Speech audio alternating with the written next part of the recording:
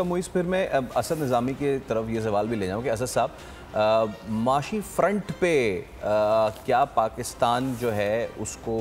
उस पर कोई असर पड़ सकता है? You know what I mean, इस पे अगर आप कमेंट करना चाहें तो। देखिए जी, माशी फ्रंट पे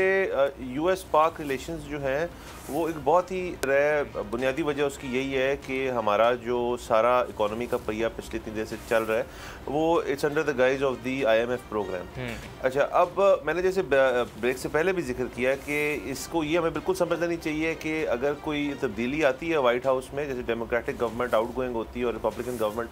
इनकमिंग होती है, तो ज़ाहिर है कैबिनेट शफल तो होता ही है, लेकिन इससे ये हमें नहीं समझना चाहिए कि हमारे IMF प्रोग्राम को कोई चेंज आएगा, क्योंकि वो मायदा तो साइन हो चुका है 7 बिलियन का। हाँ, जैसे मैंने कहा कि हमें अपनी इंटरनल मसाइल बहुत हैं। हमने पिछले हफ्ते ही ये खबर आ चुकी थी कि हमारी जो दूसरी ट्रांच जो हमने लेनी है उसके अंदर जो हमारी जो उन्होंने KPIs दिए थे और हमें जो उन्होंने टारगेट्स दिए थे वो हमने बुरी तरह फेल किए। ख़ास तौर पर हमारी जो डोमेस्टिक टैक्सेशन की जो एक टारगेट था उसको हम फुलफिल नहीं कर पाए।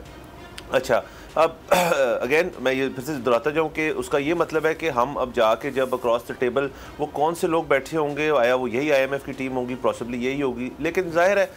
पाकिस्तान के लिए एक स्टांस जो है उनका वो थोड़ा सा चेंज करना पड़ेगा। अच्छा, इसके अंदर मैं थोड़ा सा ये ऐड करता जाऊँ कि अगर हम आइसोलेट कर ले पाकिस्तान और US रिलेशंस को, तो रिपब्लिकन गवर्नमेंट जो है have been relatively better for Pakistan. लेकिन मैं वही बताऊँ कि उस वक्त का पाकिस्तान जब बुश थे प्रेसिडेंट और उसके बाद कहने ओबामा की 2 डेमोक्रेटिक टर्म्स आई, तो लेकिन जब जॉर्ज W बुश थे तो मसला ये था कि तब पाकिस्तान के अंदर और बड़ी चीज़ें हो रही थी जो कि अब नहीं हो रही। सो अब असल में सोचने की ये ज़रूरत है कि एज ए कंप्लीट खित्ते के तौर के ऊपर कि देखें चाइना जो है वो इकोनॉमिक फ्रंट पे लड़ रहा है, इंडिया इकोनॉमिक फ्रंट पे लड़ रहा है, हम अभी बिल्कुल अपनी बेस लेवल इकोनॉमी हमारे साथ ही रहिएगा असद निज़ामी साहब।